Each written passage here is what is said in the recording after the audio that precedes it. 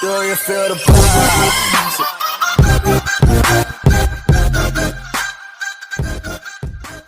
Oh yeah, hello guys, this is Rancy and welcome back to my channel, Everything Matters. So today we got this amazing and controversial video here which is called Warsaw Uprising. Before we start doing the reaction thing, I want you to take a moment if you are new here and subscribe to the channel. Also don't forget to turn on the notification bell icon so that anytime that I upload a video, you'll be the first person to see my uploads. That was just by the way. So as I was saying, we got this amazing video here which is called Warsaw Uprising.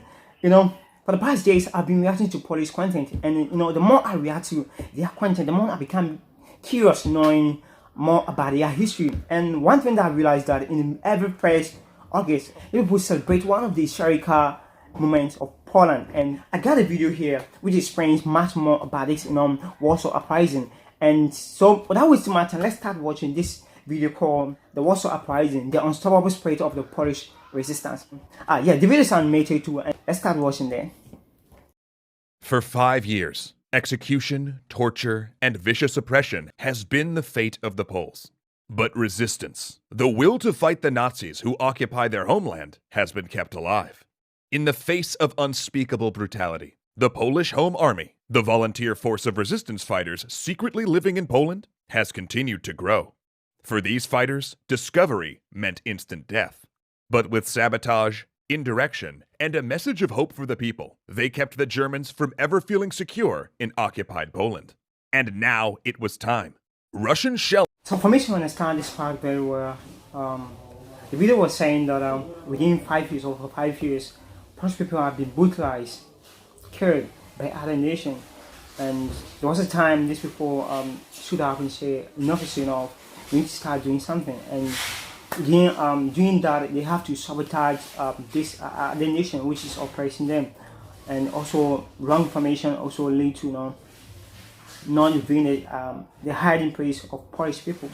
So yeah. Could be heard in the streets of Warsaw. Liberation was at hand. But the Home Army wasn't going to wait for the Russians to march into their capital and return to them whatever portion of their country they felt generous enough to give. The Warsaw Uprising was about to begin.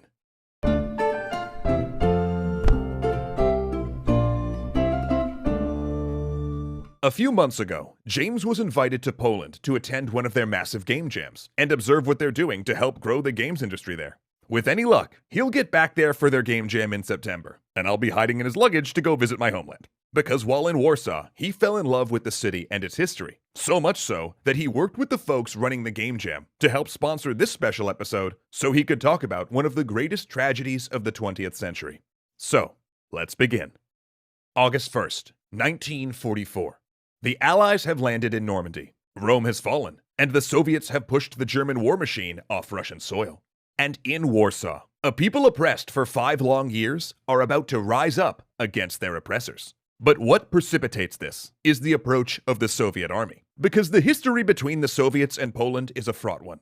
In 1939, as allies of Hitler, Soviet forces stormed over the Polish border, taking Poland by surprise and collapsing Polish defenses.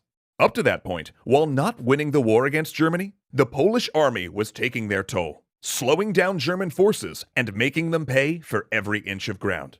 But to do this, almost all of their forces were sent to the west, never expecting an attack from the supposedly neutral Soviet Union.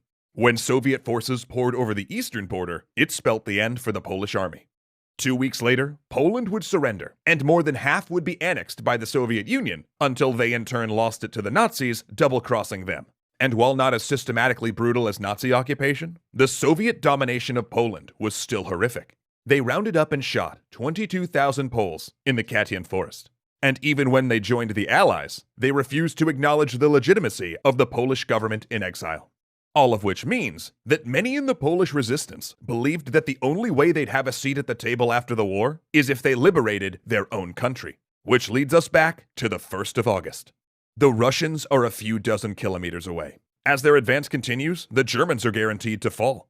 It's now or never. It's time to rise up.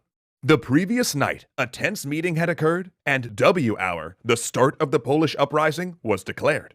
The troops had trained for a surprise attack at dawn, but at the last minute, plans changed. The uprising was now set for 5 p.m. But it's hard to hide that many people spoiling for a fight. And by 5 p.m., sporadic engagements had already broken out across the city. The Polish troops were barely armed, many without weapons at all, charging in with homemade submachine guns or captured German rifles. Okay, let me stop from here. I think this video is so inspiration and also a lesson too. I think the video, what was the video? There was a time these people said that enough is enough, we need to stop doing something. And from the video, you see that these people were even holding stake, stake for war. And this show how determined these people were to free themselves from their oppressors. So let's watch the continuation. They took the gasworks, the power and water plants, and some vital production facilities. But they were repulsed in key locations as well. The bridges, the airport, the rail line, and the main police station all remained in German hands. Most crucially, though, they failed to link up.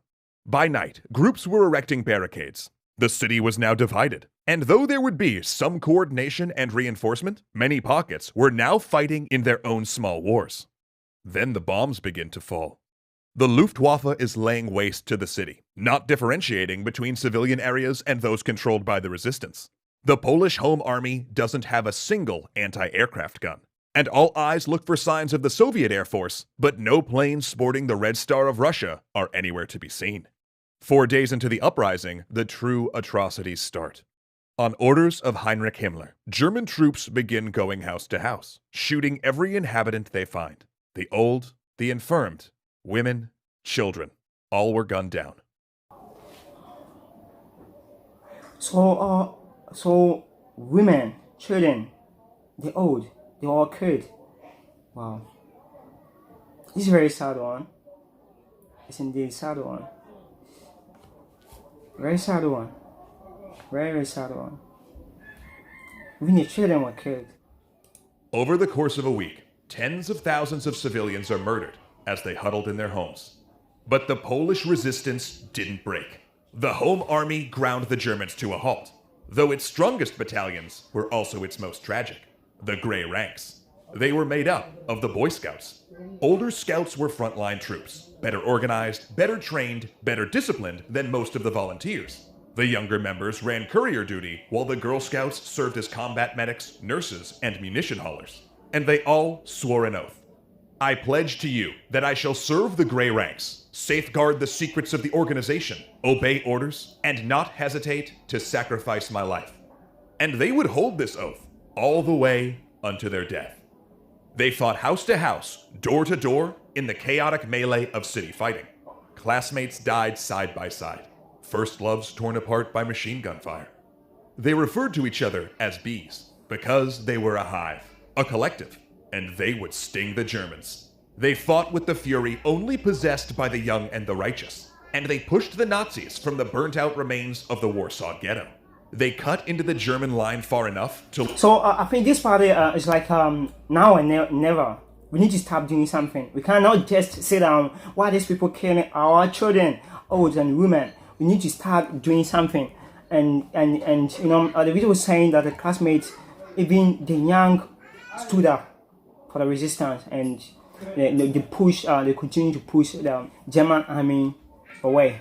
So that was the video saying. Liberate one of the concentration camps.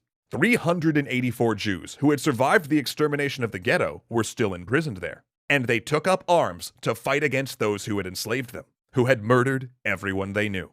But then, the young fighters of the Grey Ranks were faced with the unthinkable. Something I don't know as a human being you could face.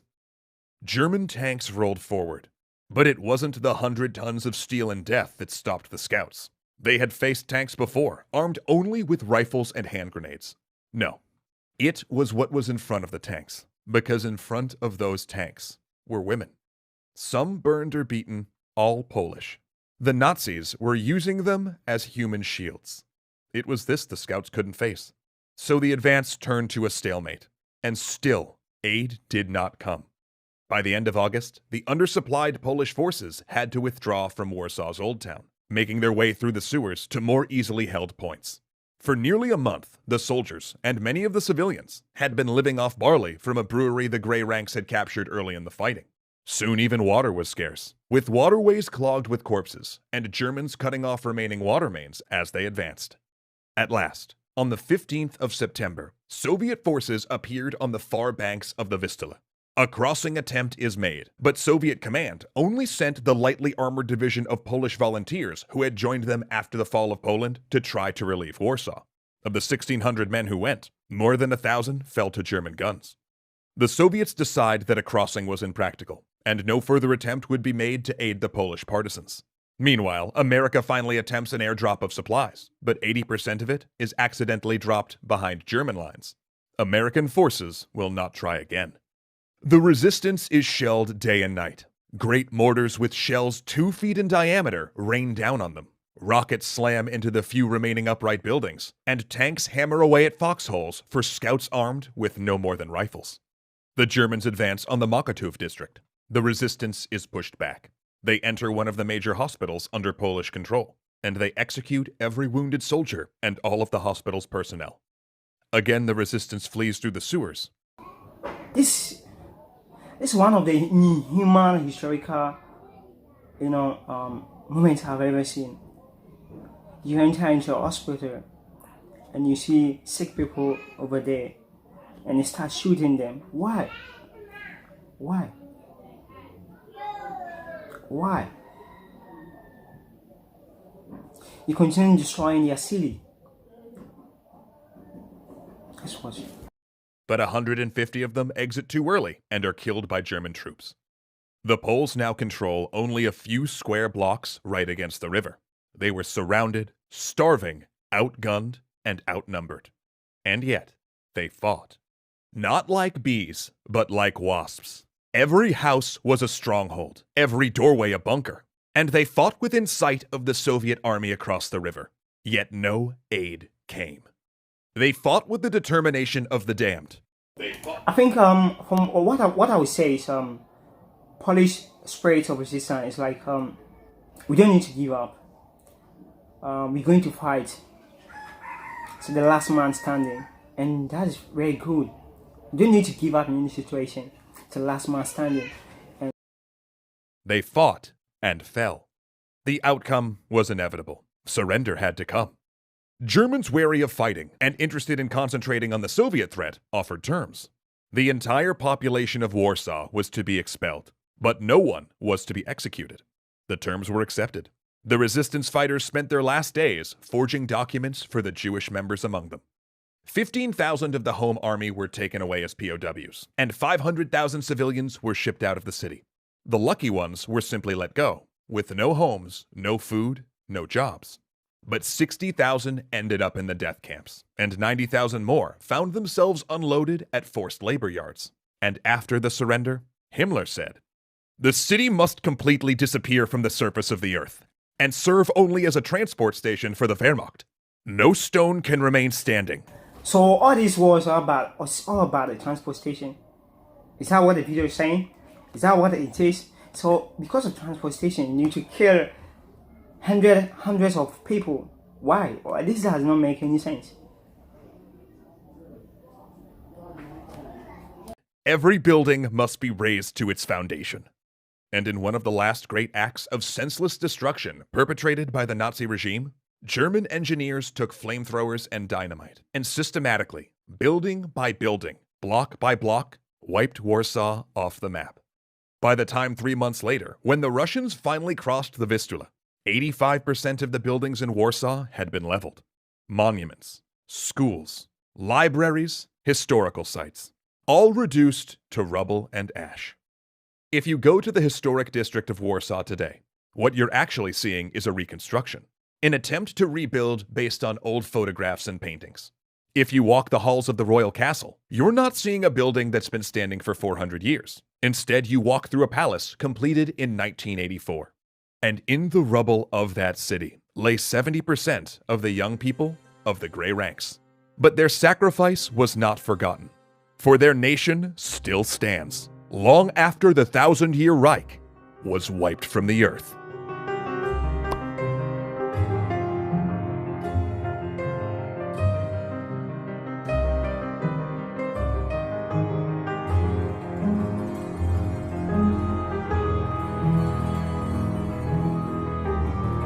And one of the controversial historical moments of Poland. And indeed, this country has a resistance spirit. You can see from their buildings, after the buildings have been raised to the ground or to the last atom, these people will come back and rebuild everything that was destroyed. This shows how resistant these people are. Even in their buildings, if you destroy a city, no matter where you're going to build it. All what I want to say, or what I would learn is resistance spirit of a nation. All what this video is telling us a country determination for freedom, but nothing else. It's like we are fed up with all of your oppression, and we don't have to sit down, just sit down and see these people continue destroying our people. This is really sad history. Seeing hundreds of people being killed, old, the sick, the young, all being killed. Just for what? Just for what? This is sad, and what I want to say again is you got it all. You're a nation of a resistance. You didn't beg for freedom, but rather you fight for it. You have set an example for other nations to follow. The example set is like a nation who has a leader but continue fighting till last man standing. Kudos to all Polish people. I think this is what I got to say for now. Kudos to the maker of this video, and also whoever is out there. Please make sure that you subscribe to the channel, and don't forget that you share the video. Share the video, like the video also. And so Fred, yeah, I see you, and see you in this video. Okay, bye. Raindrop, drop top, top smoking, no cooking the hot. You fucking on your bitch, yeah, that.